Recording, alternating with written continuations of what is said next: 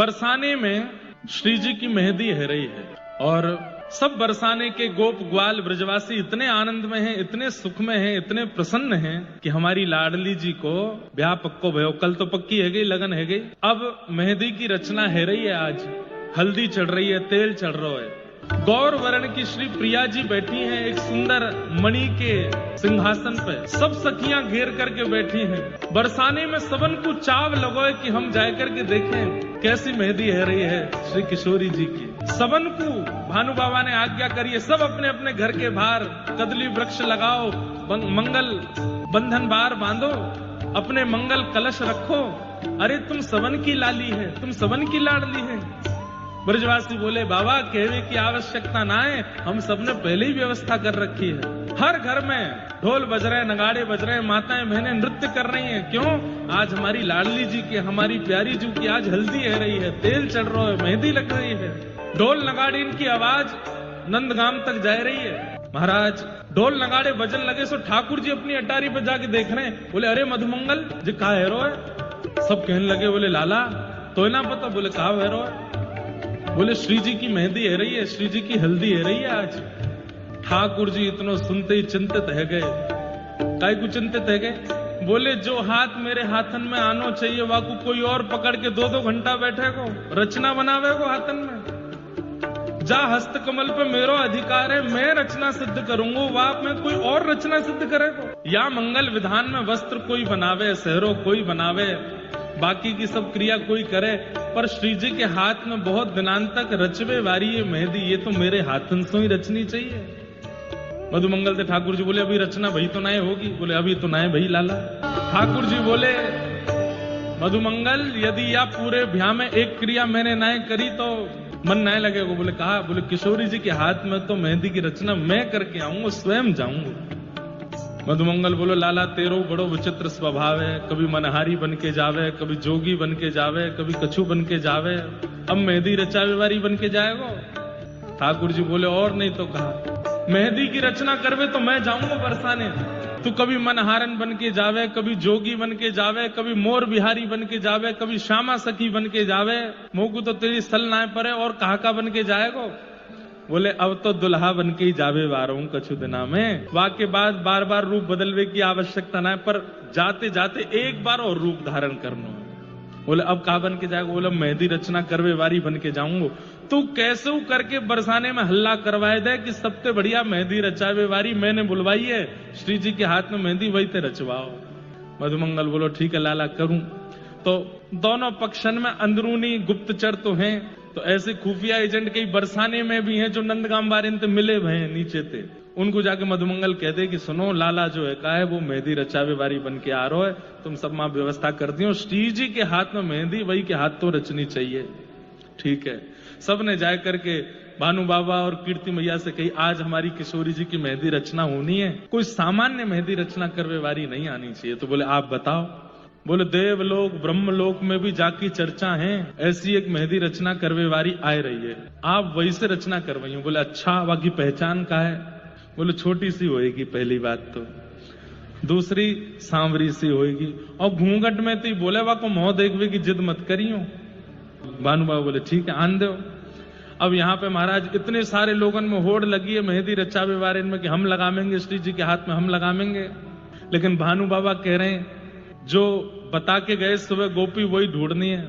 असंख्य मेहंदी रचना करवे वारी आई है, उनमें छोटी सी एक सखी घूंघट करके खड़ी है, हमारे किशोरी जी हाथ में मेहंदी लेकर के खड़े, मैं रचूंगा मेहंदी। नंद बाबा ने कही भैया सबरे अपनी रूप रंग दिखाओ कैसो है। जैसी देखी छोटी सी एक सखी खड़ी है, सांवरी सी है, ने हाथन ते पतो चल रही है। बोले हाँ अजय वारी लगावेगी, या को लेकर के आओ। सिंहासन पे बैठी हैं किशोरी जी, ठाकुर जी घूंघट में खड़े हैं, भानु जी और कीर्ति मैया लेकर के गए ठाकुर जी को। सामने सिंहासन पर किशोरी जी विराजमान हैं और ठाकुर जी सन्मुख आकर के बैठे हैं। भानु और कीर्ति मैया ने कही लाली अपनो हस्त कमल दे दे, ये रचना करेंगी। किशोरी जी कह रही है मुकु तो इनके आव भाव देख के लगे ना इन्हें कछु आतो होगो, हमारो ब्याह है, मैया ने ढूंढ के लानो चाहिए। सो ठाकुर जी खड़े है करके अपने बारे में बता रहे हैं, अपनो बखान कर रहे हैं। ऐसी ऐसी रचनाएं मैंने करी हैं, ऐसे ऐसे मुंह पे भाव आमे, मैं रचना करके जाऊंगी तो मेरी रचना करी भाई मेहंदी तो इतने दिनांत तक, इतने वर्षन तक रहेगी, आदि आदि सब भाव कह रहे हैं। किशोरी जी ने अपने हस्त कमल पधराए और श्री ठाकुर जी नैनो नैनो घूंघट करके रचना कर रहे हैं।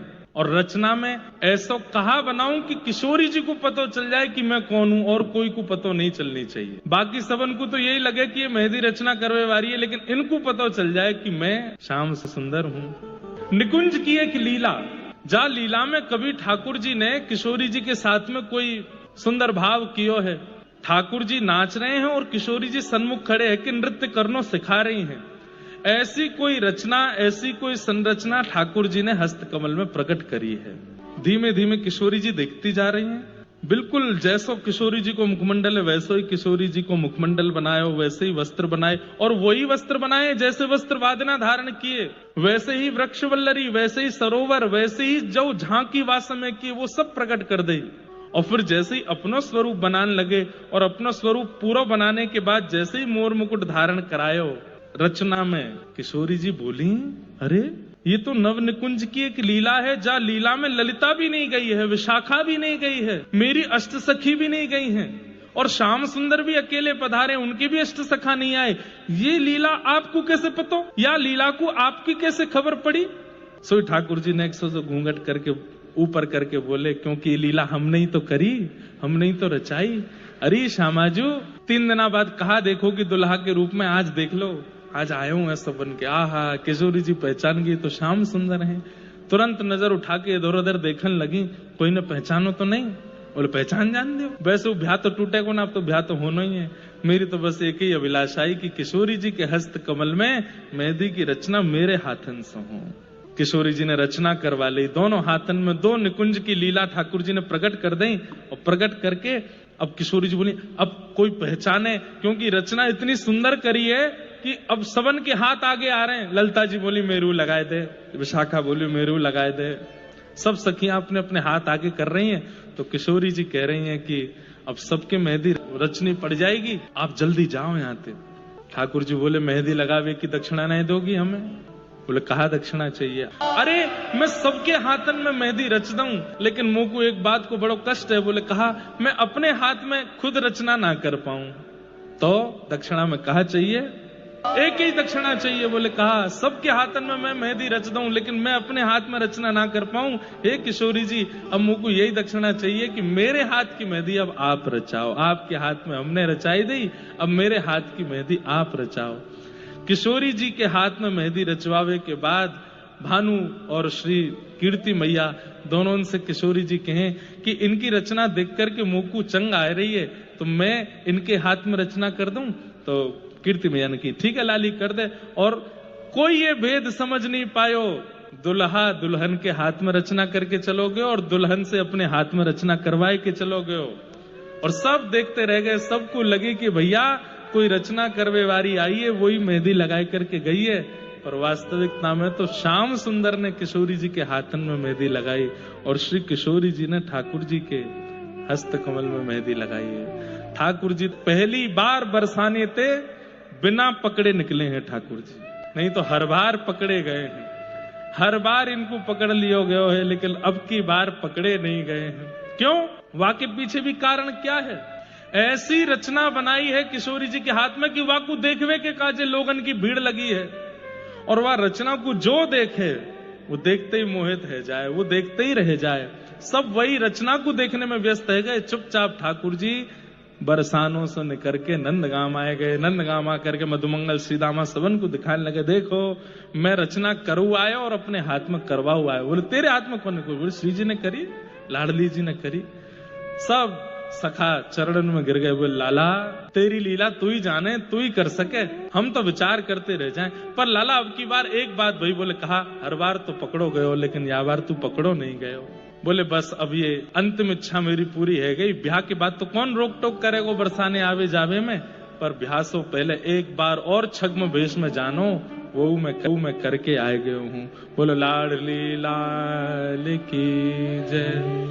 अरे ऐसो हाँ ऐसो ओ ऐसो सो चटक मटक सो ठाकुर, तीनों लोकन